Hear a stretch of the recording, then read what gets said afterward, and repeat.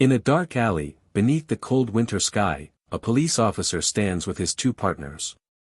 The faint sound of distant sirens fills the air, but this isn't about saving lives. This is routine for them. This is where justice becomes a currency. Officer Joseph, alongside his two comrades, inspects the area, eyes darting through the shadows. His gaze falls upon a young man, nervous, holding a small, crumpled piece of paper. This man, a mere boy really, caught in the wrong place at the wrong time, has no idea what's about to happen. They approach, no words are exchanged yet. The boy, frightened, pulls out a set of documents, too late.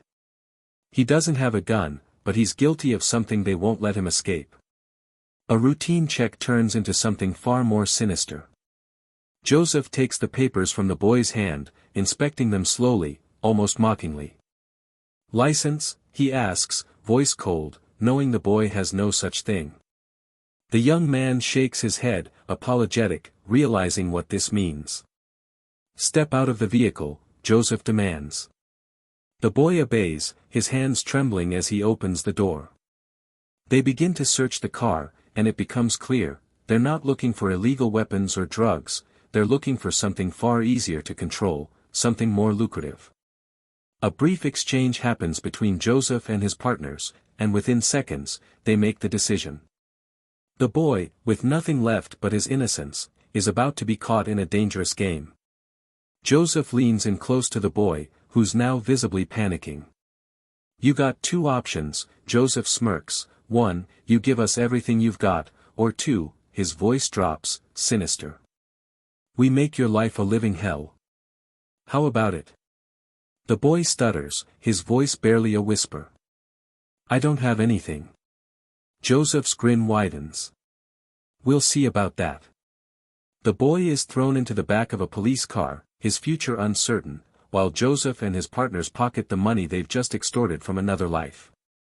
The car starts, the cold engine humming under the oppressive winter night. Meanwhile, the boy's vehicle is left abandoned in the street. No one will find it until the morning, by which time the corrupt police officers will be long gone, and any trace of the boy will be erased. The car slowly pulls into the shadows, the officers now confident in their triumph, their pockets heavier, their power stronger. They've done this before. It's their way. But that night, something else happens. A girl enters the scene. Her face is flushed from the cold, but her eyes carry a deep sadness. She walks into the police station, a place most avoid. The cold steel of the building looms over her, but she has no choice. She must confront her fate. Komol, a woman desperate to find her husband, steps into the precinct. The door slams behind her, echoing down the empty hallway. The officer at the desk looks up, his eyes cold and uninterested. It's just another woman with a missing person report. He's seen it all before.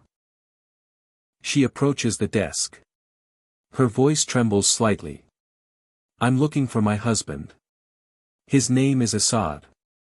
He's been missing for 2 days now." The officer looks up at her, his gaze lingering for a moment too long. He recognizes her, but not for the reasons she hopes. His eyes betray a darkness behind his uniform. "Sit down," he commands, motioning to the empty chair.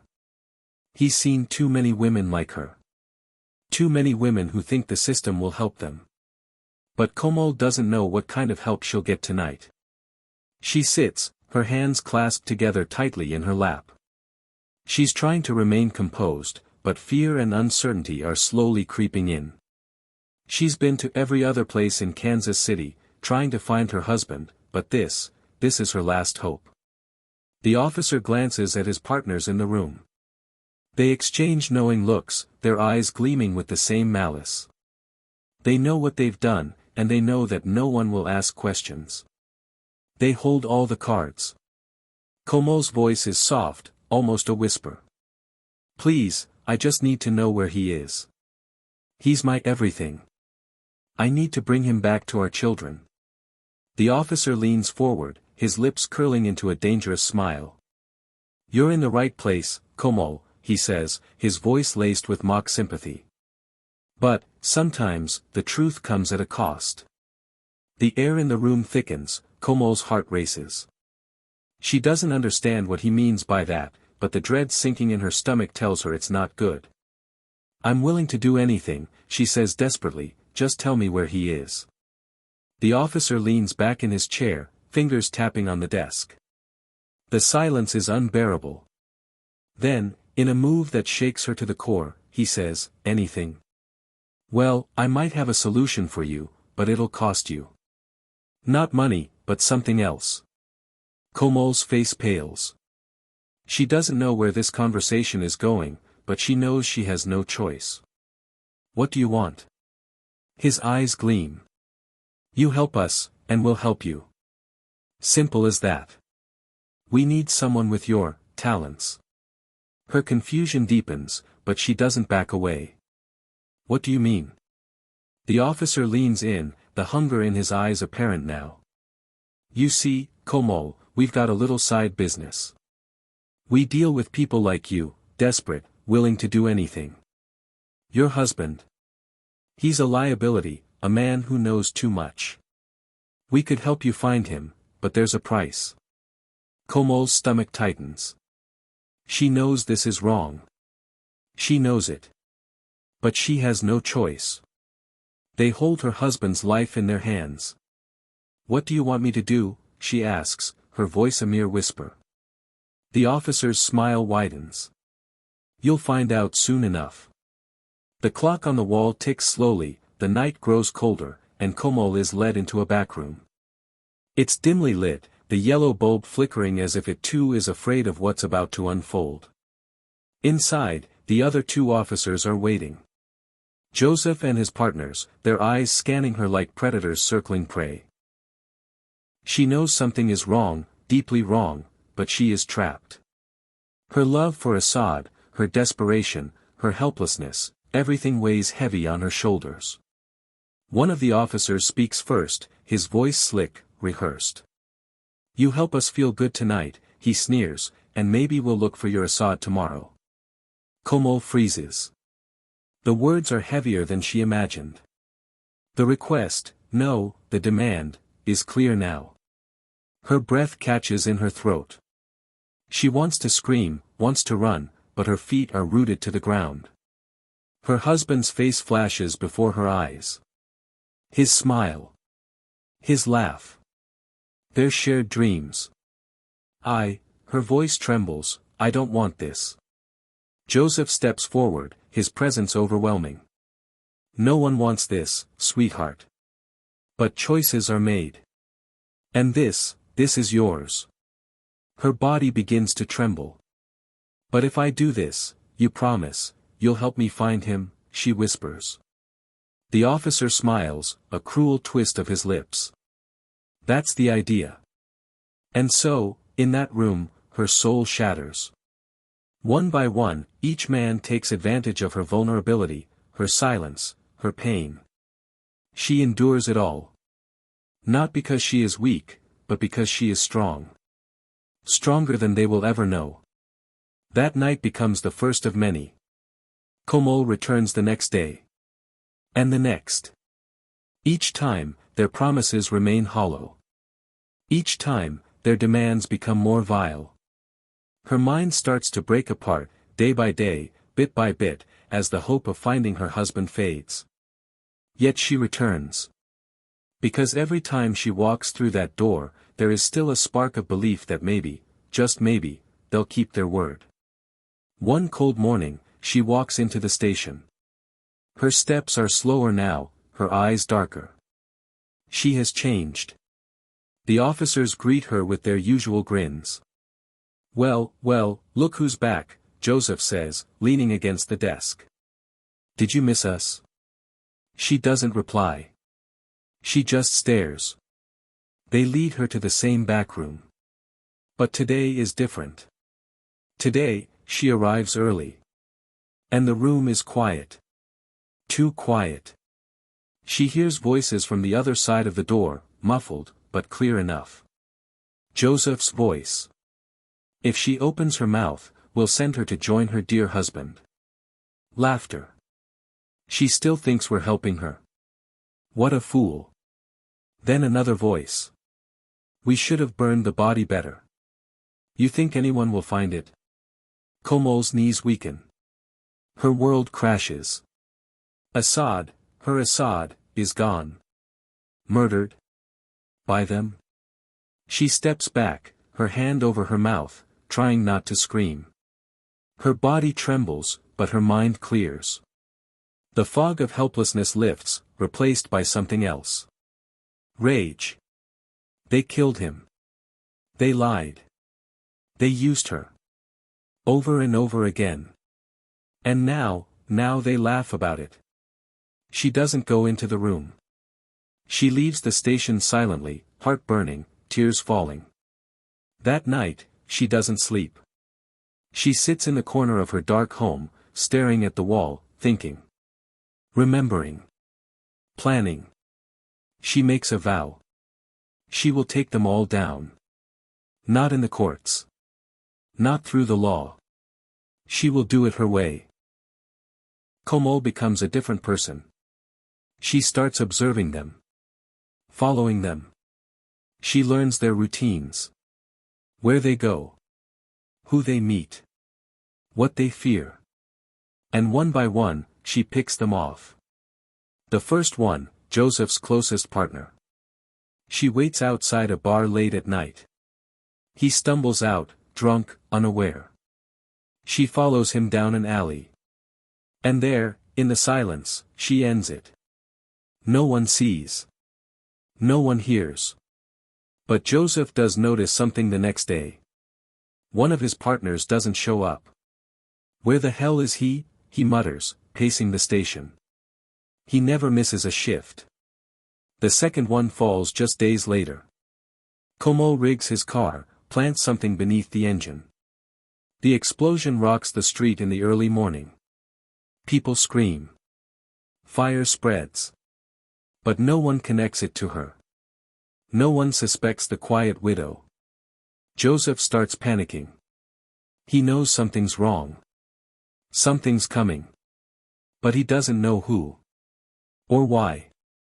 Until one night, she walks into the station for the last time. Only Joseph is there. He sees her, and suddenly, everything clicks. You, he whispers, stepping back. Komol doesn't say a word. She locks the door behind her. Joseph pulls out his weapon, trembling. What are you doing? Are you crazy? She walks forward slowly, unblinking. You think this will bring him back? You think this will change anything? She keeps walking. I helped you, he shouts. I gave you a chance. That's when she speaks. You gave me hell. And then, justice is served. Later, when the other officers arrive, they find Joseph's body on the ground.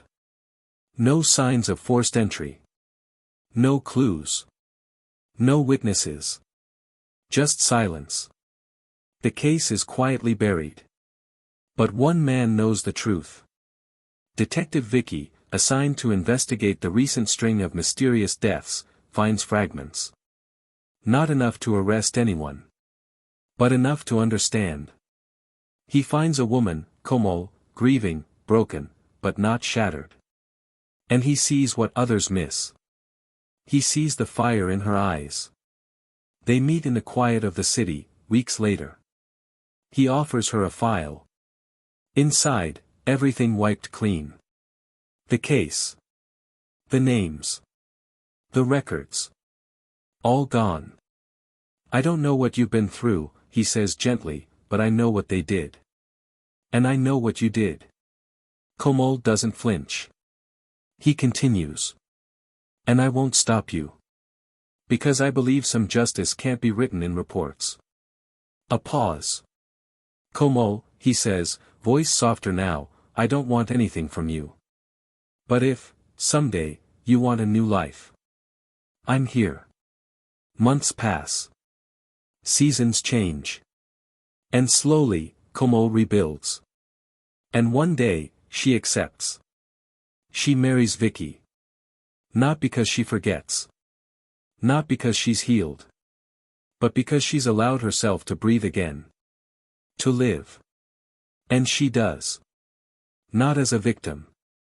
Not as a pawn. But as a survivor. A woman who faced monsters. And one, Como now lives in a small, quiet neighborhood on the edge of Kansas City. The house is modest, with a small garden, and the wind chimes on the porch whisper softly every evening.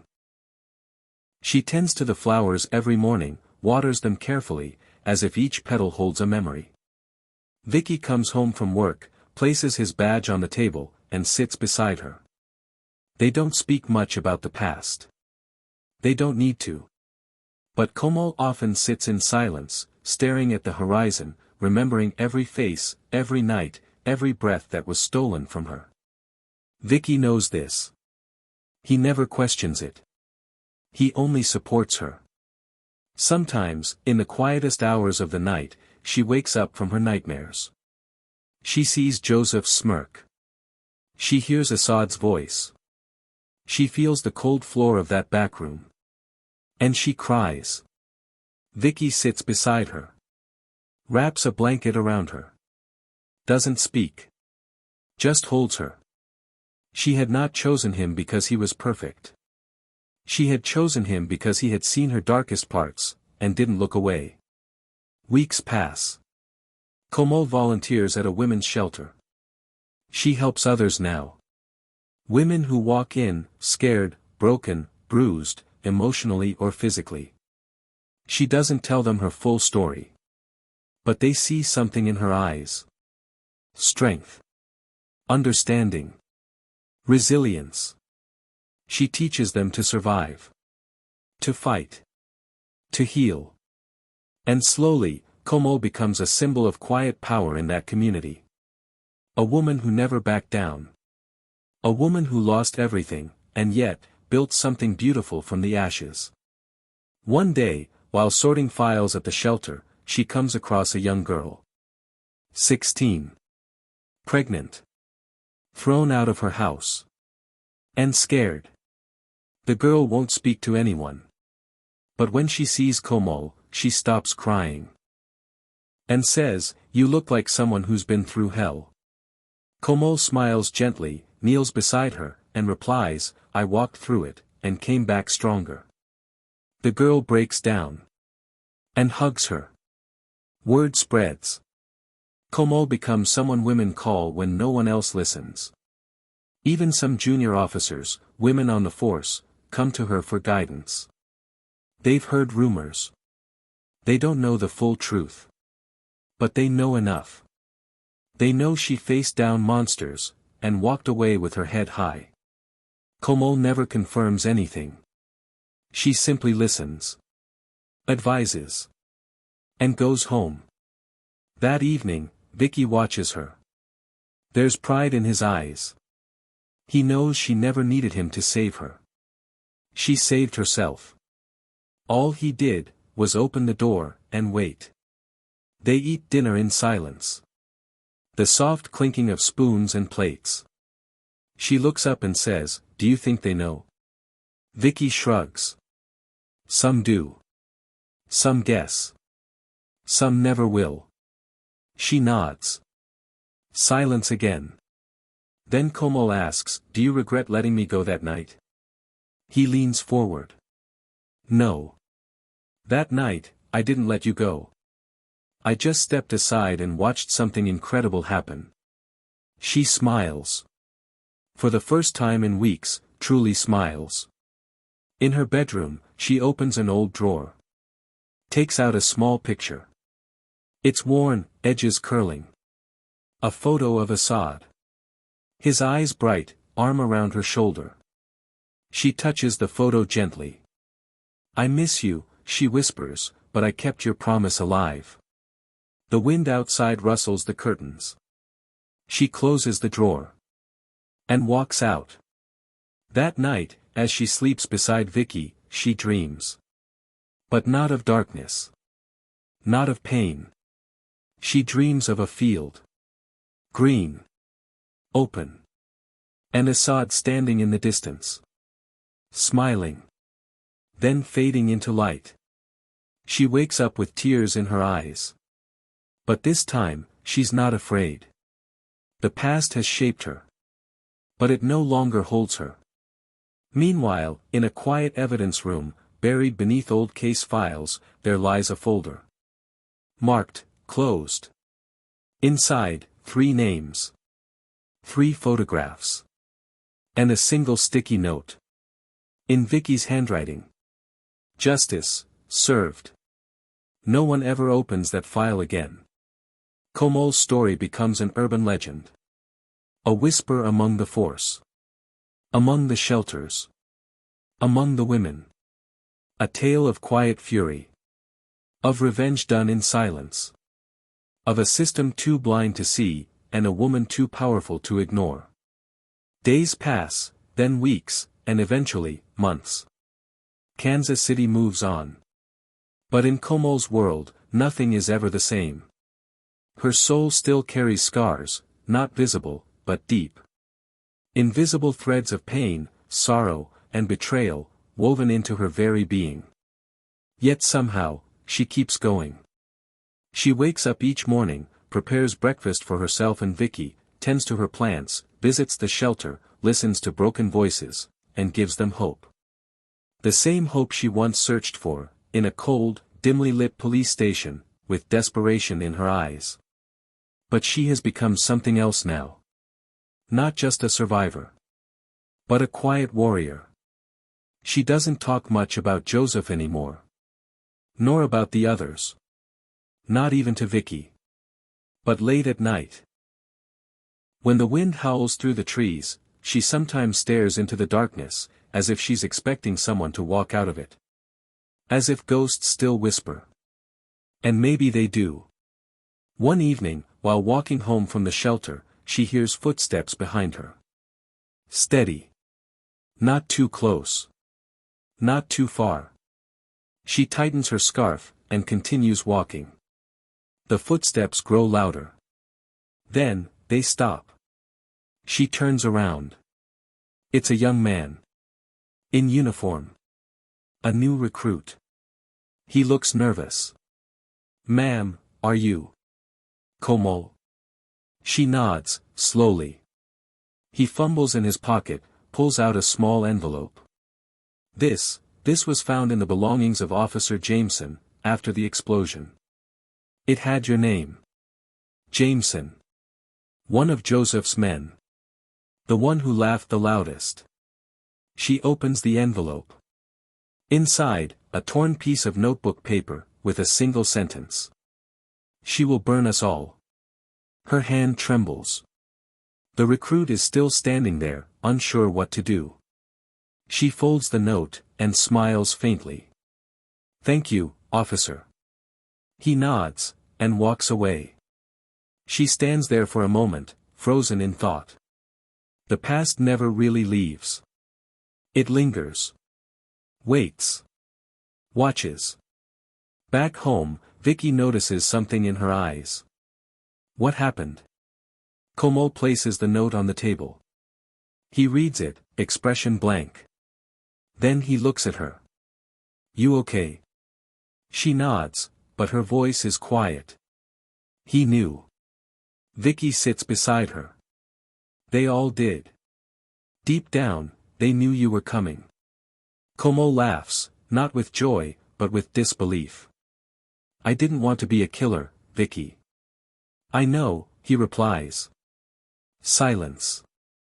Then she whispers, "But I don't regret it." Vicky doesn't speak. He just places his hand on hers. They sit there, two people bound by a secret. A secret written in blood. Weeks later, the shelter holds a fundraiser. Local politicians, officers, activists, all in attendance. Komol stands on stage. Elegant. Composed. She speaks not of vengeance, but of survival. Of second chances. Of women who rise after the world shatters around them. Her words don't just echo in the hall. They pierce hearts. People listen. And for once, they understand. Vicky watches from the crowd. Pride in his eyes. Love in his silence. After the speech, a woman approaches Komol. Late 40s. Worn eyes. She says, You helped my daughter. She never told me what happened. But she said a woman with fire in her eyes saved her. Komol smiles. And simply replies, We save each other. The city changes. A little. Policies are reviewed. Corruption isn't erased overnight. But whispers turn into actions. Vicky uses his position to clean his department quietly. One bad seed at a time. He never speaks of Joseph. Never mentions Komol's past. But every time he signs off on a suspension, or a dismissal, he thinks of that night. That woman. And the promise he made, without words. To protect her truth. To protect her peace. One rainy afternoon, Komol visits Assad's grave. She kneels down, wipes the marble clean with her scarf. Places fresh flowers. And speaks softly. I kept going, Assad. Even when it hurt. She pauses. Looks at the cloudy sky. I never wanted revenge. I wanted justice. But sometimes, the two are the same. A tear slips down her cheek. She doesn't wipe it.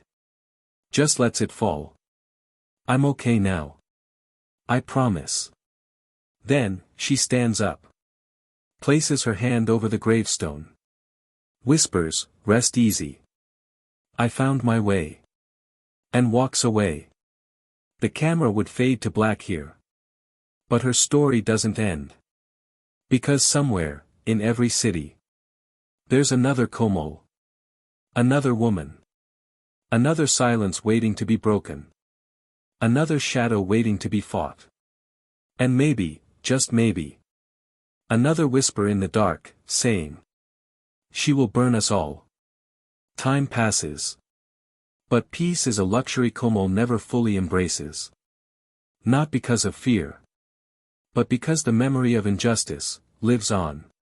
And somewhere, deep inside her heart, she knows. There are still people like Joseph in the world. Men in uniform. With dirty hands. And darker intentions. One morning, Komol wakes up to find a letter slipped under her door. No name. No return address. Just a folded paper. With a message. Written in bold, slanted handwriting. How many more will die before you stop? She stares at the note, her fingers frozen. It's not a threat. It's a reminder. That the past never forgets. She hands the letter to Vicky. He reads it twice. Then looks up. His jaw clenched. His voice low. This isn't over. Komol doesn't flinch. She simply says, It never is. Later that week, she starts receiving strange phone calls. No voice. Just silence on the other end. Sometimes, faint breathing. Other times, laughter. Distorted. Like a recording played backward. It doesn't scare her. Not anymore. But it does bring her back. Back to that cold room in the police station. Where she begged for her husband's life. Back to the nights she was used. Humiliated. Left hollow. No. She's not afraid. But she is ready. If anyone wants to bring that pain back, they'll have to bleed for it. Meanwhile, Vicky starts noticing patterns. A few officers in his department have been acting strange. Working overtime. Making calls from secure lines. Transferring files off the record. He doesn't say anything at first. Just observes. Until he finds a folder. Hidden in the evidence room. Label, Komol Ahmed, Observation Notes. His blood turns cold. Inside. Photos of Komol. Her shelter visits. Her graveyard walks. Her private moments, someone has been watching her closely. 4 months. Vicky's hands shake with rage. He doesn't take the file. Instead, he memorizes the names listed on the bottom. 2 officers. Both newly transferred. From Joseph's old precinct. The rot isn't gone. It's just growing again. He confronts his captain. Shows him the file. The captain reads in silence. Then sighs. There are still people who don't believe she's innocent, Vicky. Vicky slams his hand on the table. She's not just innocent. She's a survivor. You think she wanted to become what she did? This city made her. The captain nods slowly. I know. But this goes beyond just us. There's someone higher up protecting them. Vicky's eyes narrow. Then I'll bring them down. One by one. The captain replies, just don't get yourself killed. That night, Komal and Vicky sit on the balcony. The air is cold. But the silence between them is colder. She finally speaks. Is it happening again? He nods. They're watching you. She doesn't look surprised.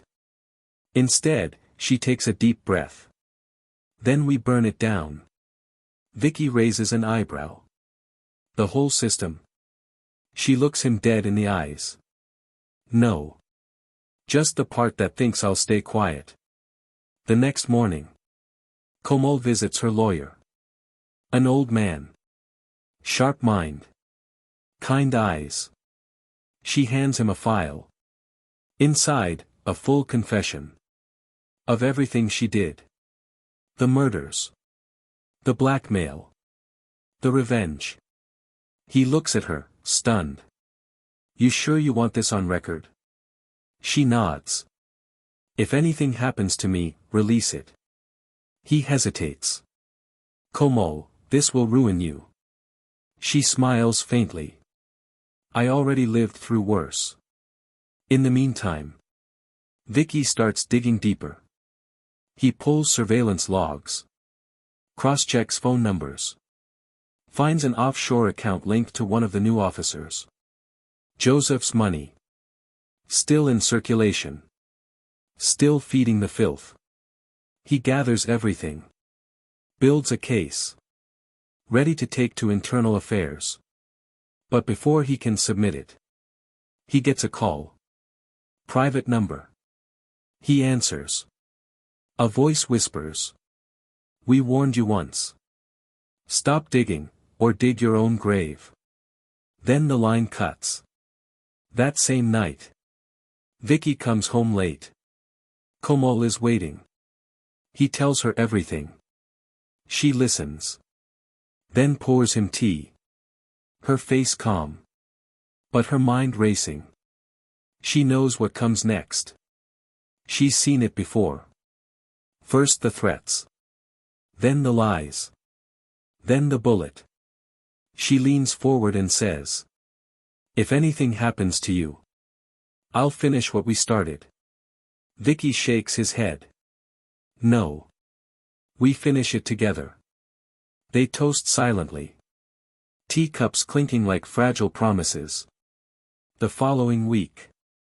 Komal returns to the police station. Not as a victim.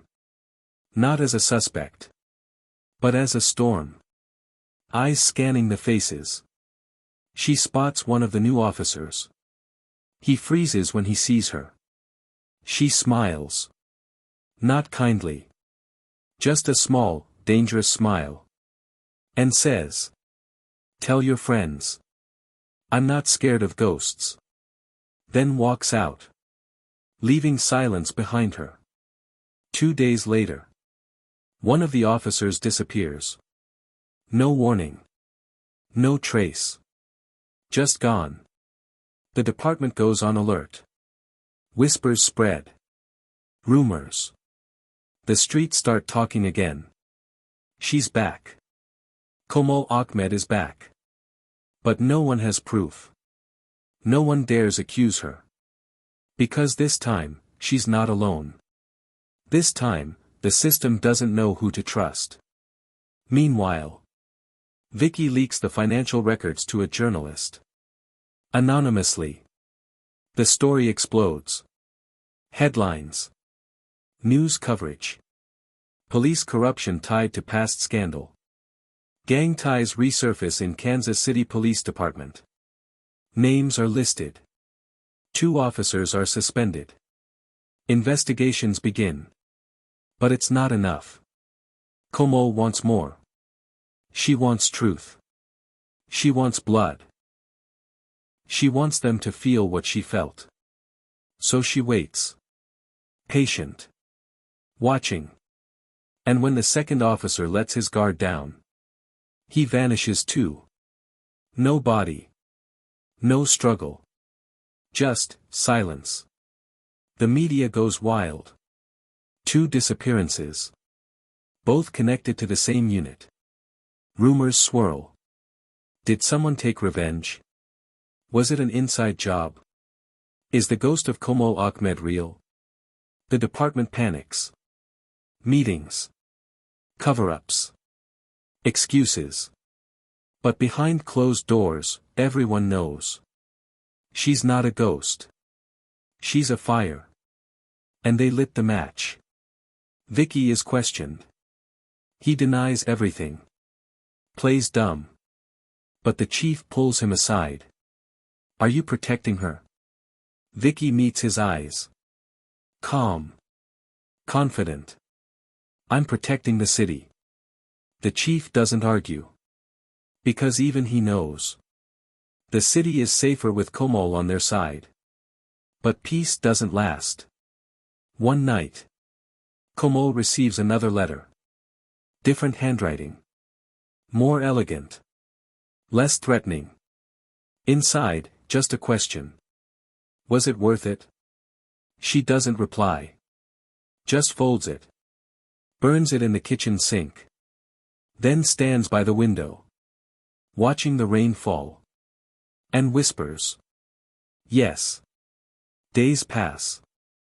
Weeks. Kansas City begins to forget again. The media moves on. The noise dies down. But Como doesn't. She carries the silence inside her like a loaded gun.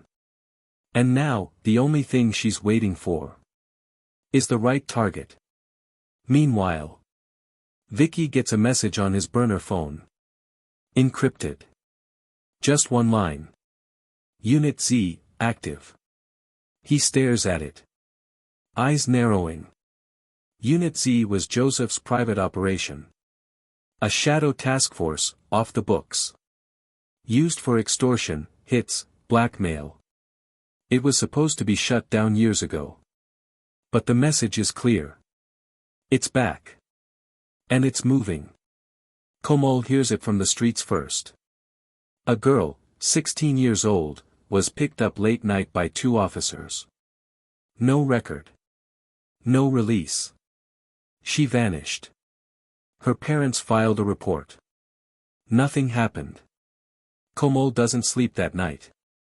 Instead, she walks the alley behind the station. The same alley she walked years ago. Freezing. Alone. Hopeless. She finds a graffiti tag under the bricks. AZ, carved into the wall. Just like before. It's starting again. She goes to Vicky. Unit Z is active. He nods. I got the same message. They sit down. Quiet. Thinking. She says, they're taking girls again. He replies, we stopped them. She leans forward. How? He looks at her, firm. We do what they did to you. Except this time, we don't stop halfway. They set a plan in motion. Vicky leaks internal schedules. Como watches. Waits. Then strikes. Not with violence. Not yet. She follows the first man home. Photographs him. Tailing girls. Taking bribes. She sends the pictures to his wife. then to his captain, then to his church. Within 2 days, he disappears from the force. No trace. Just like that. The second man isn't so easy. He's careful. Clean. Cold. But Komol knows how to crack him. She follows his routine.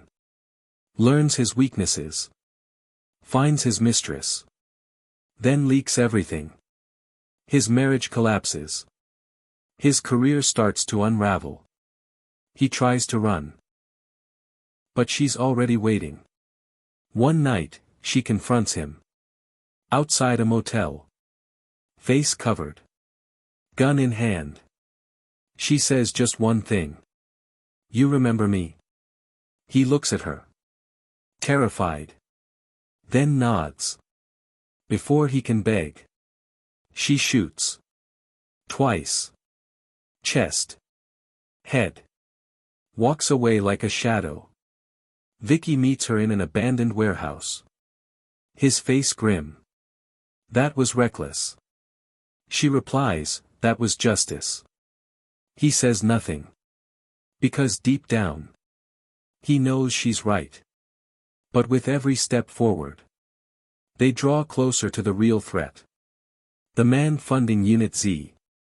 The man who trained Joseph. A former commander. Retired. Invisible. But not for long. Komol finds him. Living in the suburbs. Golfing on weekends. Donating to charities. Smiling in interviews. A wolf in a suit. She watches. Studies. Then decides. No more shadows. No more secrets. She's going to burn it all down. She walks into his charity gala. Wearing black. Face calm. Eyes sharp. He sees her. Freezes. She walks right up to him. Smiling. Says. "You don't remember me, do you?" He blinks. Tries to place her. Then his face changes. Recognition. Fear. She whispers. "You built the system that killed my husband." He tries to speak. She cuts him off. "Tonight, I end yours." Security moves in. But she's already walking away. Outside, sirens wail. Explosions in the distance. Evidence centers.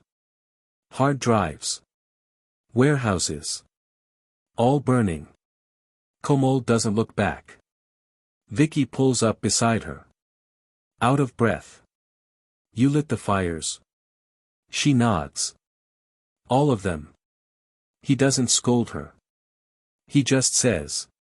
"Then let's finish it." Together, they go after the last name on the list. The man who replaced Joseph. His protégé. A new officer. Young. Smart. Cruel. He operates quietly. Efficiently. Komol lures him in. Pretending to be a victim. Old tricks. New results. She gets him alone. Ties him to a chair. Shows him pictures. Of every girl he hurt. Every life he ruined. Then asks. Why? He smirks. You think this started with Joseph? It's bigger than that. You can't stop it. She leans close. And whispers. I already did. Then injects him. Lethal dose. Walks out into the rain. The city goes quiet. The media goes wild. Investigations explode. But no names are linked to her. No proof. Just rumors. The name Komol Ahmed becomes legend. Some say she died years ago. Others say she vanished into the mountains. But the truth is simpler. She's still here. Watching. Waiting. Vicky retires early. Moves to a quieter part of town. Starts a new life. Komol joins him. They don't talk much about the past. They don't have to. Some nights, she walks by the window, staring into the distance, and says, "Do you think it's over?" Vicky replies, "For now." She nods. "Then I'll rest." But the story doesn't end. Because girls still go missing. Men still abuse power. Systems still protect the corrupt. And somewhere, deep in the night, if you listen closely, you might hear a whisper. A warning. A promise. My name is Komal Ahmed, and I never forget. The city moved on. But Komal did not. Behind closed doors, she kept working. Quietly. Patiently. One piece at a time. She collected records. Found survivors. Listened to whispers in alleyways. And then, something changed. Someone started cleaning up. Loose ends. Old files. People who knew too much. One by one. They vanished. Komal knew the pattern. She had lived it. So she moved faster. No more waiting. She started talking. To journalists.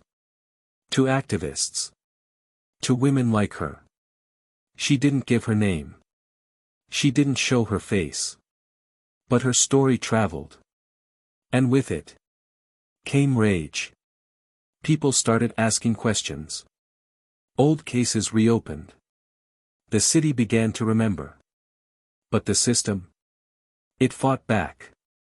Komal was labeled a criminal. A vigilante. A liar. They put a price on her head. But she didn't stop. She only got louder. And then, one day, she disappeared. Months later, a video appeared online. Grainy. Shaky. But real. It showed a warehouse. Inside, a wall covered in photos. Girls. Dates. Case files. And Komal's voice. Speaking calmly. These are their names. These are their faces. These are the ones they forgot. The video went viral. The city erupted. Protests. Demands. Pressure. Officers suspended. Cases reopened. But Komal? Still gone. Some say she ran. Others say she was silenced. But Vicky knew better. He found a letter. Left in their old apartment. Vicky. You gave me strength. You gave me peace. But my fight isn't over. If they come back, I'll be